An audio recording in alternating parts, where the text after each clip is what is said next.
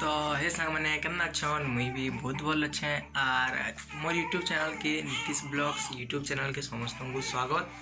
तो ई ब्लॉग रे मुई दिन सारा काना करसी काना नहीं सेटा जनावर ले ट्राई करूचे। तो एबे टाइम होचे 7:12 आउ फ्रेश हे सालिनो।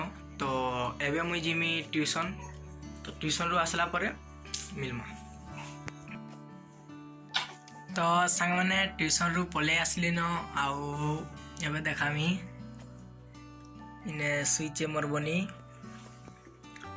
तो एबे का मुई बाहरी में आउ बाहरी साला परे डायरेक्ट स्कूल जिमी।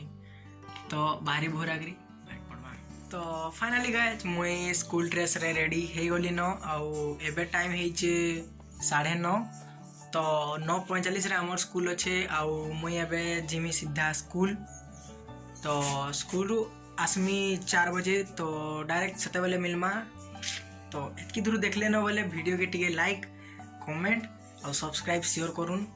तो स्कूल आसला फाइनली घर के आसली न आर टाइम होचे 4:30। तो एबे का डायरेक्ट जिमी ट्यूशन। तो ट्यूशन आसले भेट पड़मा।